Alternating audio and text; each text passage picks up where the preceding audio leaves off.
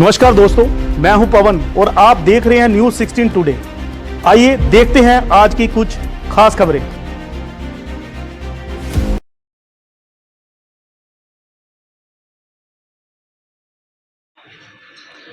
नमस्कार दोस्तों, मैं हूं पवन और आप देख रहे हैं न्यूज़ 16 टुडे। आज हम पठानकोट के अंदर आपको एक नए अपडेट के साथ लेके आए हैं। सो होता क्या है कि जब व्यक्ति 40 साल का हो जाता है तो कोई ना कोई उनको बीमारी लग जाती है, जैसे शुगर की problem, BP problem, thyroid problem. इसी को लेते हुए आज हम पठानकोट के बड़े मशहूर डॉक्टर डॉक्टर राकेश लूथरा जी, जो कि शुगर के स्पेशलिस्ट हैं, उनसे हम शुगर के बारे में बातचीत करेंगे कि शुगर कैसी होती है, कहाँ से शुरू होती है। तो हमारे साथ डॉक्टर राकेश लूथरा जी जुड़ चुके हैं। तो डॉक्टर साहब, सबसे पहले न्यूज़ 60 टुडे में आपका बहुत बहुत स्वागत। मच पहले मैं आपका शुक्रिया अदा करना चाहूँगा कि आप न्यूज़ 16 की तरफ से लोगों की अवेयरनेस के लिए जो एक बहुत अच्छा प्रोग्राम रन कर रहे हो, और पहले भी आप ऐसे प्रोग्राम करते रहते हो। मैंने आपके काफ़ी प्रोग्राम देखे हैं और अब लोगों को अवेयर करते रहते हो कि रूटीन में जो भी उनके चीज़ें उनके ज़रूरी होती हैं। So thank you so much for contacting me and my self doctor Rakesh Luthra. मैं यहाँ पे जम्मू, अमृतसर, पठानकोट और फिरोजपुर में शुगर की प्रैक्टिस करता हूँ। तो मोस्टली हमारी सिंगल ओपीडी डायबिटीज़। जैसे कि अभी इन्होंने बताया कि जो डायबिटीज़ है वो काफ़ी ज़्यादा तेज़ी से बढ़ रही है। एंड आपको जान के हैरानगी होगी कि इंडिया जो नंबर 2 है वर्ल्ड में डायबिटीज़ में, एंड नेक्स्ट फ्यू ईयर्स में India is going to become number 1 country in diabetes. हम पॉपुलेशन में तो नंबर 1 हो ही चुके हैं, बट आने वाले टाइम में हम डायबिटीज़ में भी नंबर 1 बन जाएंगे। That is why India is being called as diabetes capital of the world. Doctor साहब, ये जो शुगर है, ये कैसे बंदे को पता लगता है कि हमें शुगर हो गई है? क्या इसके लक्षण क्या होते हैं? इसके ना 3-4 क्लासिकल साइन एंड सिम्टम होते हैं। जैसे कि नंबर 1 पेशाब ज़्यादा आना, मुंह सूखना और भूख बार बार लगनी। जैसे हमने देखा होगा कई लोग रात को उठ के 2-3 बार पेशाब करते हैं, और कई बार होता है कि उनको पंजाबी में क्या बोलते हैं, खो पड़ती है, बार बार भूख लगती है। वे उठेंगे रात को 12, 1, डेढ़ 2 बजे, खोलेंगे फ्रिज में कुछ खाएंगे और फिर सो जाएंगे। सो प्यास ज़्यादा लगना, मुंह सूखना और भूख ज़्यादा लगना, ये 3 क्लासिकल सिम्टम है।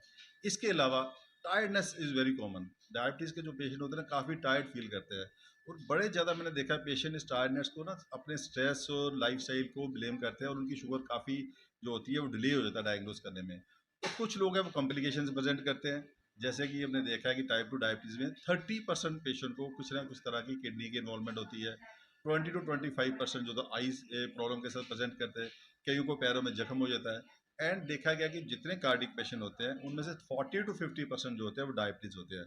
सो diabetes is a mother to all the diseases.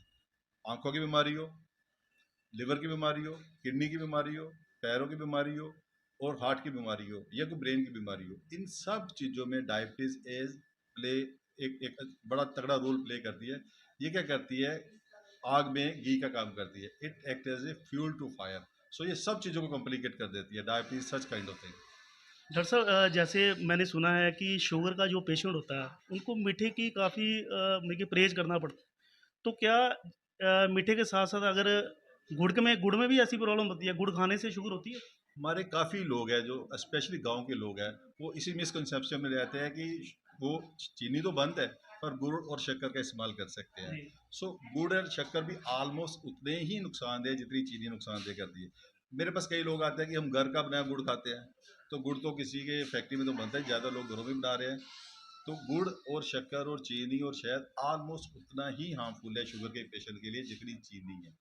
सो ये बड़ा अच्छा आपने क्वेश्चन पूछा, और काफ़ी लोग इसके इस गलत फहमी में रहते हैं कि हम गुड़ और शक्कर खाएंगे और हमारी शुगर बढ़ेगी नहीं, बट ये उतना ही नुकसानदेह है गुड़ और शक्कर। इसके साथ-साथ ही क्या करते हैं, कुछ लोग ऐसे होते हैं कि चीनी के बजाय, जैसे सुबह-सुबह पेशेंट लोग क्या करते हैं कि चाय पीने के बड़े अमली होते हैं, जहाँ पर अगर हम पठानकोट की बात करें, तो कुछ लोग चाय में शुगर फ्री टैबलेट डाल देते हैं। क्या वो नुकसान करती है? एक्चुअली जो शुगर फ्री टेबलेट, पहले तो कोशिश करनी चाहिए कि उसको यूज़ ना करो।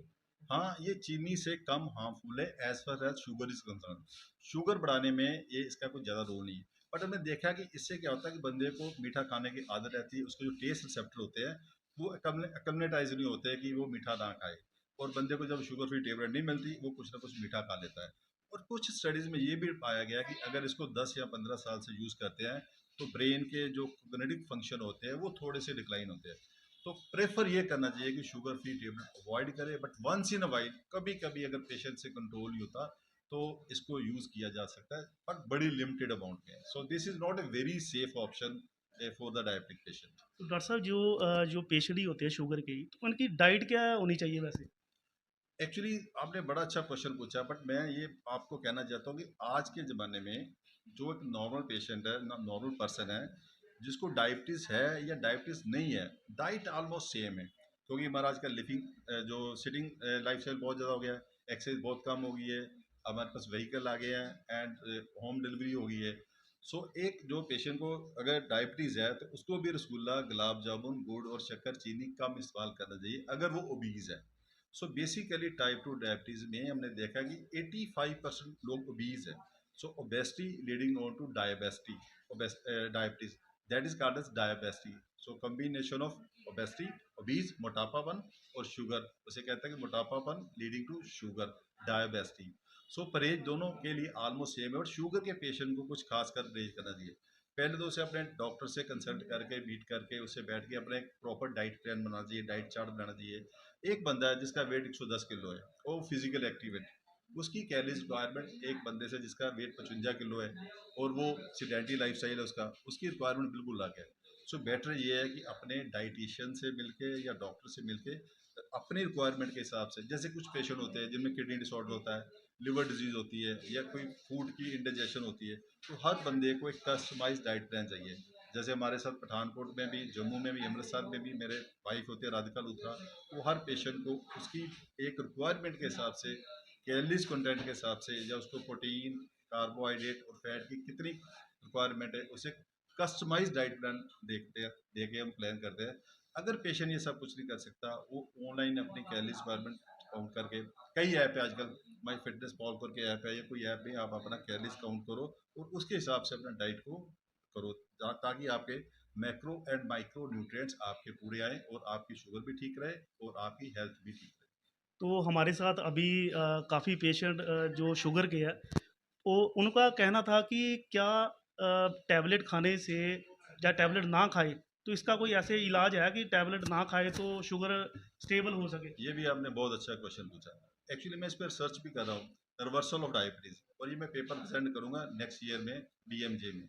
अब what is reversal of diabetes? Reversal of diabetes mean, अगर आप कोई ऐसी एफर्ट, एक्सरसाइज या लाइफस्टाइल चेंजेस या डाइट में या मेडिसिन में चेंजेस लाते हो कि आपकी शुगर जो HbA1c है वो 6.5 से नीचे आ जाए, सो इसको कहते हैं रिवर्सल ऑफ डायबिटीज। जो मैंने देखा अपने पेशेंट में, जो मैं स्टडी कर रहा हूँ, उसमें देखा कुछ एक पर्टिकुलर करेक्टरिस्टिक्स हैं, कुछ एक फीचर्स हैं, कुछ ऐसे चीज़ें होनी चाहिए अगर शुगर रिवर्सल करनी है। जैसे अगर आपकी शुगर 5 ईयर से ड्यूरेशन कम है, आपका HbA1c 7.5 या 8 है, और आप एक या दो शुगर की गोली खा रहे हैं, तो आपके रिवर्सल के चांसेस काफ़ी कम ज़्यादा है। जैसे कि एक स्टडी में पाया गया, अगर आपका बॉडी मास इंडेक्स, जिसे ओबेसिटी कहते हैं, अगर आपका 25 या 30 से ज़्यादा है, अगर आप अपना 10 से 15 किलो परसेंट वेट कम कर लेते हो, 10 to 15% वेट कर लेते हो, तो उसमें रिवर्सल के चांसेस 87% है, 87%। ऐसे ही एक और टेक्नोलॉजी जिसे बोलते हैं बैरिएट्रिक सर्जरी, जिसमें आपके पेट के वो सर्जरी करके आपका पेट का साइज छोटा कर देते हैं, उसमें भी अराउंड 90% रिवर्सल ऑफ डायबिटीज है। तो रिवर्सल कैसे होती है? वेट लॉस से। उसमें 15% वेट लॉस होता है। सो मोटा मोटा ये है, अगर आपका वेट ज़्यादा है, आपका BMI ज़्यादा है, आप 10 से 15% वेट लॉस कर लेते हो, तो रिवर्सल ऑफ डायबिटीज के हमारे चांसेस। साथ अभी काफ़ी पेशेंट जो शुगर के हैं, वो उनका कहना था कि क्या टैबलेट खाने से या टैबलेट ना खाए तो इसका कोई ऐसे इलाज है कि टैबलेट ना खाए तो शुगर स्टेबल हो सके? ये भी आपने बहुत अच्छा क्वेश्चन पूछा। एक्चुअली मैं इस पर रिसर्च भी कर रहा हूँ, रिवर्सल ऑफ डायबिटीज, और ये मैं पेपर प्रेजेंट करूंगा नेक्स्ट ईयर में BMJ में। अब what is reversal of diabetes? Reversal of diabetes mean, अगर आप कोई ऐसी एफर्ट, एक्सरसाइज या लाइफस्टाइल चेंजेस या डाइट में या मेडिसिन में चेंजेस लाते हो कि आपकी शुगर जो HbA1c है वो 6.5 से नीचे आ जाए, सो इसको कहते हैं रिवर्सल ऑफ डायबिटीज। जो मैंने देखा अपने पेशेंट में, जो मैं स्टडी कर रहा हूँ, उसमें देखा कुछ एक पर्टिकुलर करेक्टरिस्टिक्स हैं, कुछ एक फीचर्स हैं, कुछ ऐसे चीज़ें होनी चाहिए अगर शुगर रिवर्सल करनी है। जैसे अगर आपकी शुगर 5 ईयर से ड्यूरेशन कम है, आपका HbA1c 7.5 या 8 है, और आप एक या दो शुगर की गोली खा रहे हैं, तो आपके रिवर्सल के चांसेस काफ़ी कम ज़्यादा है। जैसे कि एक स्टडी में पाया गया है, अगर आपका बॉडी मास इंडेक्स जिसे ओबेसिटी कहते हैं, अगर आपका 25 या 30 से ज़्यादा है, अगर आप अपना 10 से 15 किलो परसेंट वेट कम कर लेते हो, 10 टू 15% वेट कर लेते हो, तो उसमें रिवर्सल के चांसेस 87% है, 87%। ऐसे ही एक और टेक्नोलॉजी जिसे बोलते हैं बैरिएट्रिक सर्जरी, जिसमें आपके पेट के वो सर्जरी करके आपका पेट का साइज छोटा कर देते हैं। उसमें भी अराउंड 90% रिवर्सल ऑफ डायबिटीज़ है। तो रिवर्सल कैसे होती है? वेट लॉस से। उसमें 15% वेट लॉस होता है। सो मोटा मोटा ये है, अगर आपका वेट ज़्यादा है, आपका बीएमआई ज़्यादा है, आप 10 से 15% वेट लॉस कर लेते हो, तो रिवर्सल ऑफ डायबिटीज़ के चांसेस काफ़ी ज़्यादा है। तब हमारे लोगों को आप क्या मैसेज देना चाहते हो कि शुगर से कैसे बचा जाए? पहले तो मैं सबको ये एडवाइस करूंगा कि शुगर होने ही ना दो। कहते हैं कि nip the evil in the bud, बुराई को शुरू में दबा दो। उसके लिए क्या है, आप अपना वेट कंट्रोल करो, अपना बीएमआई नॉर्मल रखो, अपने सारे पैरामीटर ठीक होने चाहिए, ब्लड प्रेशर कंट्रोल करो, ठीक है, आपका कोलेस्ट्रॉल वगैरह ठीक रखो। एंड अगर आप फैट फूड लेते हो उसको कम करो, स्मोकिंग अगर करते हो उसको बिल्कुल बंद करो। 60 टू 70 मिनट्स अगर आप सैर कर सकते हो तो बहुत अच्छी बात है।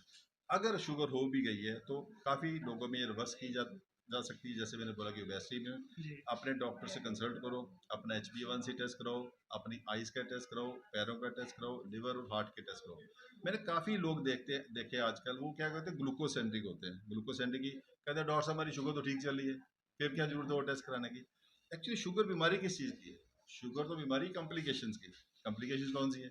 आइज़ खराब होगी, लिवर खराब होगा, किडनी खराब होगी, हार्ट खराब होगा, पैरों की सर्कुलेशन खराब होगी, मेल फंक्शन या वो डिस्टर्ब होंगे। तो इन चीज़ों के सारे टेस्ट करा के 3 टू 6 मंथ, ताकि कोई भी जो कॉम्प्लिकेशन है जो आने वाली, उसे हम अगर प्रिवेंट करें तो उसे हम काफ़ी इस पे कंट्रोल कर सकते हैं। एक बात और मैं कहना चाहता हूँ, कई पेशेंट होते हैं वो क्या करते हैं कि 2 3 4 साल अपने शुगर का इलाज नहीं कराते। तो यूके पीडीएस करके एक स्टडी हुई, बहुत लंबी स्टडी है वो, 20 ईयर्स लॉन्ग। उन्होंने देखा है, अगर आप पहले साल में अपना HbA1c 1% कम करते हो तो डेथ के चांसेस 19% कम होते हैं, 19%। अगर फर्स्ट ईयर में कंट्रोल करते हो, अगर आप 10 साल में कंट्रोल करते हो तो डेथ के चांसेस सिर्फ 3 से 4% कम होते हैं। तो शुगर आपकी 10 साल बाद भी ठीक हो जाएगी, पर आपको मोर्टेलिटी बेनिफिट, हार्ट अटैक के बेनिफिट या रेटिनोपैथी के बेनिफिट ही मिलेंगे। सो जितनी जल्दी शुगर होती है उसे उतनी जल्दी कंट्रोल करो, ताकि आने वाले टाइम पे आप हेल्दी और एक fruitful and good quality of life जिंदगी जी सको। ठीक है। धन्यवाद sir. Thank you so much, thank you.